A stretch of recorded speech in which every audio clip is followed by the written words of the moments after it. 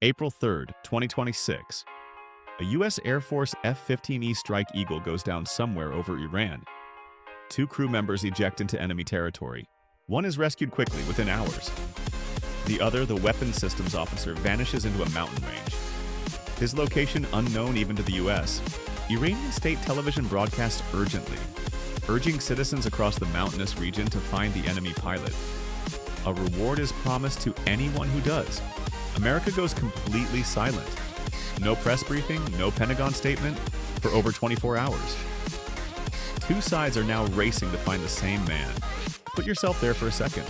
You're injured, alone, in enemy mountains. Search teams are getting closer by the hour. What do? This officer does something extraordinary. Despite serious injuries, he climbs over 7,000 feet, more than 2 kilometers, up into southern Iran's mountains. He finds a rocky crevice. He hides. He waits. For almost 2 full days, he stays completely invisible in the heart of enemy territory. What unfolds next isn't just a dramatic rescue story. It's a window into how the entire machinery of modern warfare now operates behind the scenes. The CIA launches a deliberate deception, spreading false word inside Iran that the U.S. had already found him and was extracting him by ground. While Iranian search teams chase that false trail, CIA intelligence quietly narrows in on his true location, a crevice in the rocks above. Coordinates go to the Pentagon and White House. Trump orders a massive extraction. Dozens of heavily armed aircraft, hundreds of personnel, deep into hostile airspace. 2 Black Hawks come under fire. Technical malfunctions force abandonment of 2 transport planes. The U.S. blows them up rather than leave them behind. Despite the chaos, the officer is pulled out alive. Seriously wounded, but alive. Intelligence, deception, platforms, and special forces had all worked as a single system. Notice what just happened. No single magic weapon saved him. A system saved him. Intelligence networks, deception, real-time data, aircraft, all moving in coordination. Then the story that takes over the internet arrives. Trump and CIA Director Ratcliffe hint that a special secret technology helped locate the missing officer. The New York Post names it Ghost Murmur, a CIA device using long-range quantum magnetometry, supposedly capable of detecting a human heartbeat from vast distances. AI then isolates each heartbeat from the surrounding noise. Like hearing one voice in a 1,000-square-mile stadium, the source described it. That line went everywhere. Before going further, does that actually sound physically possible to you? Isolating one heartbeat from miles away in a desert? What does your gut say? Scientists who study magnetic fields say, almost certainly not accurate as described.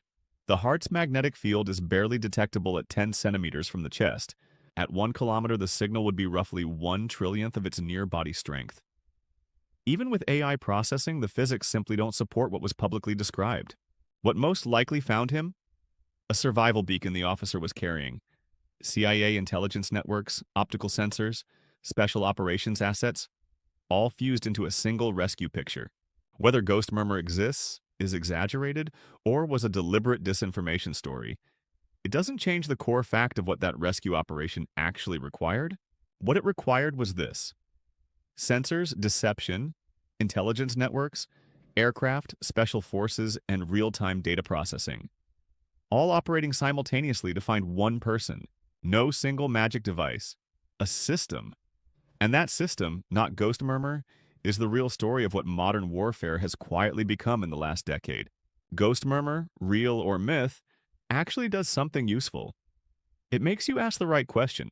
What exactly has warfare quietly become when nobody was paying close attention? Ghost Murmur is this war's opening symbol, not its proof. And what it symbolizes is a war where the system behind the soldier matters as much as the soldier. Now let's zoom out from that rescue operation. Because AI isn't a footnote in this war. It's the engine running underneath every part of it. CENTCOM Commander Admiral Brad Cooper confirmed it publicly.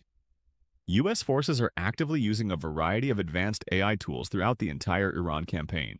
These tools, Cooper said, can sift through enormous amounts of data, letting commanders make smarter decisions faster than the enemy can possibly react. He described a compression. Processes that once took hours or entire days have been reduced to seconds. Not improved, not streamlined. Compressed all the way to seconds. Hours to seconds. Sit with that for a moment. In warfare, that gap isn't just efficiency, it's a completely different relationship between knowing something and acting on it. Reuters confirmed. During the attack operations on Iran, the Pentagon directly used AI services from Anthropic, the company behind Claude, in its operational toolkit. Here's the ironic backdrop.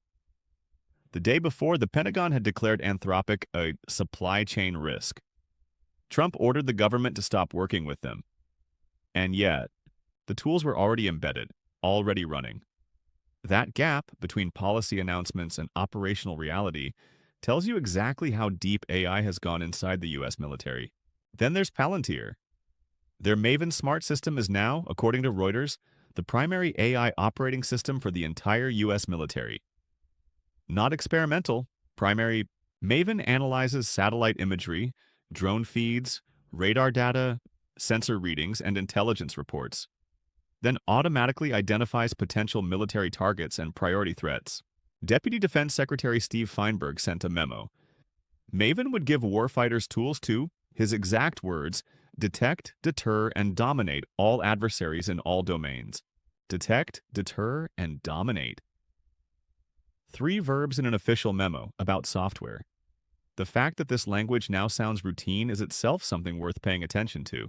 At a Palantir public event, Pentagon AI official Cameron Stanley demonstrated Maven running on live Middle East targeting data. His comment, "It used to take hours to do this." Maven is being made a formal program of record, permanent, funded, embedded across every branch of the US military. AI-assisted targeting is now standard defense infrastructure. Now, let's talk about the other half of this shift, because AI alone doesn't rewrite the rules of warfare. It's what happens when AI is paired with drones. Reuters confirmed. The US military deployed one-way attack drones in combat for the first time in this war. Modeled after Iran's own Shahed drone design, the system is called Lucas, Low-Cost Unmanned Combat Attack System. Unit cost, roughly $35,000 each. That number matters far more than it might first appear. $35,000. That's roughly the cost of a decent used car, and it just hit military targets inside one of the world's most heavily air-defended countries. Let that settle. Compare that to a single Tomahawk cruise missile, $1.3 million each. Or the operational cost of a single B-2 stealth bomber sortie from a $2 billion aircraft. The Pentagon calls this strategic philosophy affordable mass. Having large quantities of relatively cheap, capable weapons ready to produce and deploy at massive scale. Affordable mass isn't about replacing expensive precision weapons. It's about pairing them with a flood of cheap ones that overwhelm adversary defenses by sheer volume. Now here's where history becomes useful. When gunpowder weapons arrived in medieval Europe, they didn't just add firepower. They completely collapsed the old cost structure of war. A trained knight and his war horses represented years of investment, extraordinary expense, and elite social status. A musketeer cost a fraction of that, and was equally lethal. Castle walls, which had defined military geography for centuries, required enormous engineering resources. A cannon could breach them in hours. The investment calculus of war collapsed. We're not saying drones are exactly gunpowder, but the logic is rhyming. Expensive elite platforms, now facing a world where cheap disposable attackers can overwhelm them? If a $35,000 drone can threaten a $2 billion aircraft, the math of military power starts shifting. And when the math shifts, who can afford to fight also starts shifting. The US also used MQ-9 Reapers, B-2 bombers, F-35s, and hundreds of Tomahawks in this war. It's not either-or. The innovation is in how all of it gets mixed. High-end platforms for precision and penetration, cheap drones for volume and saturation, AI to coordinate the whole combination at machine speed. That is the new architecture. So what actually happens when AI, compressing decision timelines to seconds, gets paired with cheap drones that can be deployed in large numbers at low cost? You get a fundamentally different rhythm of warfare. Traditional war ran on human timescales. Hours to analyze, days to plan, weeks to position forces before striking. Now compress that cycle. AI ingests sensor feeds in real time, surfaces targets, assigns priorities, cues actions. The process that took hours now moves in seconds. Cheap drones execute fast strikes on lower priority targets. Larger precision assets follow for confirmed high-value objectives. War becomes a continuous tempo, not a series of set battles. Think of it this way. Old warfare was like chess, slow, deliberate, each move carefully considered. What's emerging now is closer to speed chess, same board, completely different game. Cooper's phrase, hours or days into seconds, is the clearest summary of what changed. That's not a marginal gain. That's a different relationship between information and action. Ukraine already demonstrated part of this trajectory.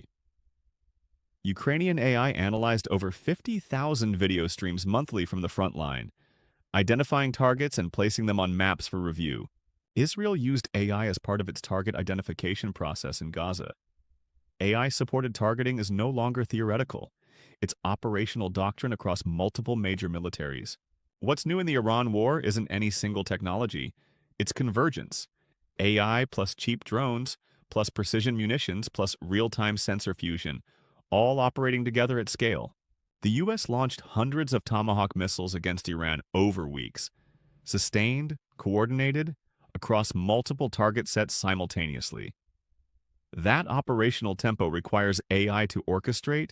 Here's the key shift. Warfare didn't just get more powerful, it got faster. And when the speed changes, everything about how wars are planned and fought changes with it. A military that can detect, analyze, and strike faster than its adversary can even process what's happening, holds a structural advantage. AI is now the engine of that speed. AI is the brain. Cheap drones is fast, disposable reach. Expensive precision platforms for decisive effect. That three-layer combination is the emerging template of 21st century war.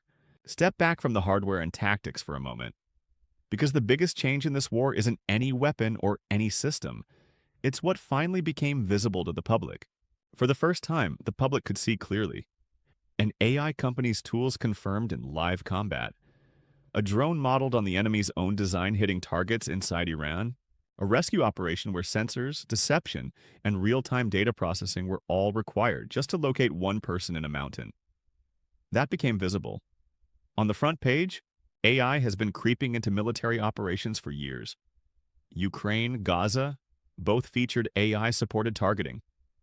But confirmation was always partial, contested, murky, and deniable. In this war, the U.S. confirmed AI use across attack, rescue, and intelligence. Not after the fact. Publicly, through commanders speaking on the record. That's new. Think about how unusual that is. A general openly saying on record, we use AI to make wartime decisions faster than the enemy can respond. That admission is genuinely new. Meanwhile, the information battlefield opened in every direction. Pro-Iran groups were producing AI-generated English-language memes at scale, reaching millions of American viewers. Lego-style animations, pop culture references targeting Trump and U.S. officials, all built with AI tools, all designed to erode American public support for the war. An AP analysis found these weren't amateur efforts. The bandwidth required, the cultural fluency, the speed of production, all pointed to serious institutional backing inside Iran, and Chinese private firms were using AI paired with open-source data, satellite imagery, flight trackers, ship transponders, to map U.S. military movements in real time. One firm claimed to have tracked carrier group positions before Operation Epic Fury even began. Using only data anyone can legally access, filtered through AI analysis, open-source data, no classified breach. Just algorithms, patience, and commercial satellite access. The era of military secrecy built on information scarcity, it's structurally over. So pull this all the way back to the gunpowder comparison.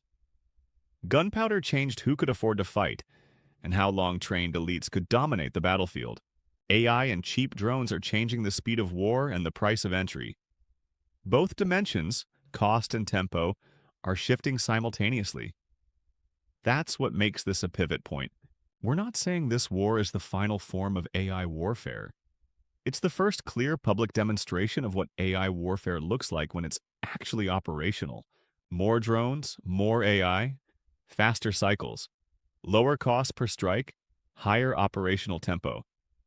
These trajectories don't reverse, they accelerate. The next conflict will look more like this, not less. The algorithms running this war were trained somewhere, on something by someone, deployed by someone's decision. The question of who controls those systems, that question is now live. That's a wrap for today. The gunpowder moment of AI warfare has already begun.